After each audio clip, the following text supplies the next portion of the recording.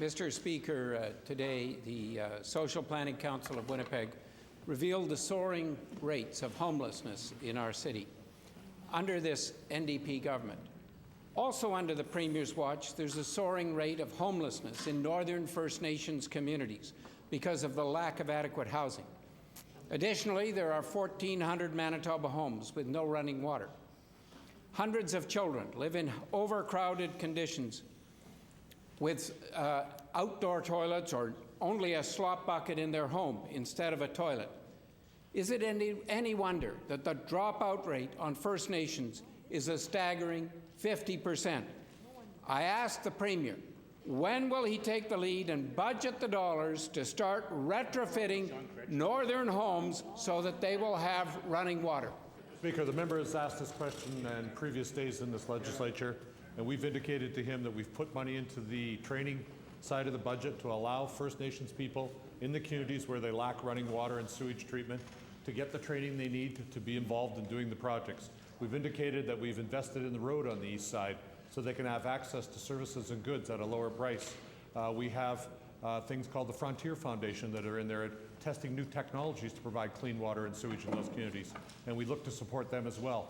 All measures are being taken on this side of the House to help the people in those communities. The member knows full well that when he was a federal minister, that he had the opportunity to invest through the federal budget in those First Nations communities in clean water and clean sewage, and he didn't do a thing.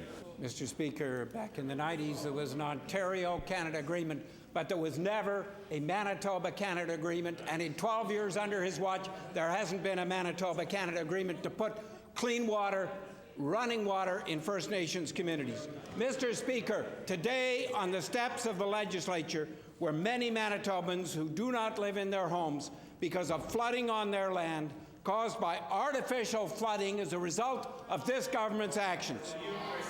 Too many have not been able to have proper schooling as a result. There are continued problems. At the exact same time, the Premier was on the other side of the legislature in a photo op. Mr. Speaker, I ask the Premier, did the Premier actually go and speak to the people whose lives have been so devastated by the choices his government has made?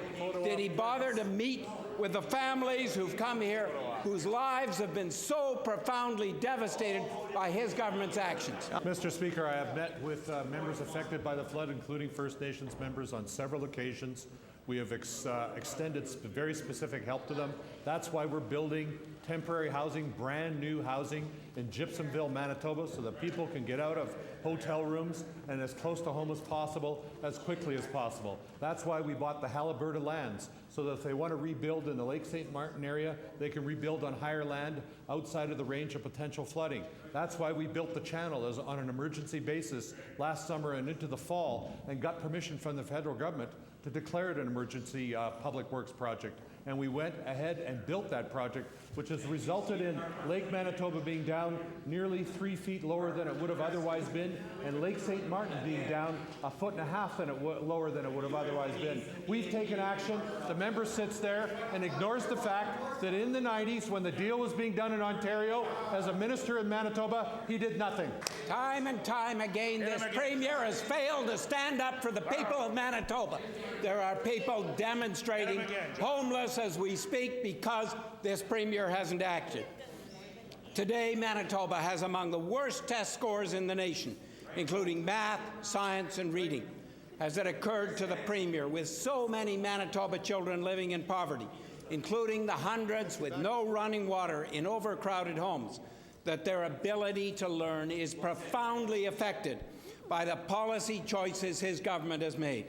I ask the Premier, why has the Premier spent millions of dollars over the years advertising the NDP and its Crown corporations instead of effectively addressing child hunger and the children's needs in this province?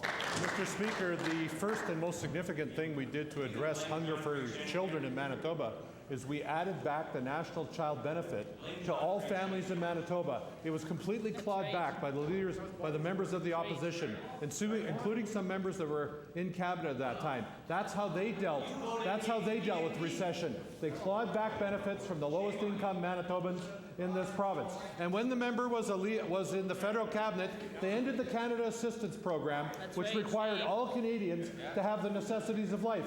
They took that standard away from federal provincial cost sharing of social assistance rates. So if the member is serious about addressing crime, let's start with the tremendous erosion of programs that was left in this province by the members of the Conservative Party and the federal Liberal Party. We put the National Child Benefit back, we put housing in place, we put programs in place for families, and we ensured that 57% of lone parents in this province were lifted out of poverty.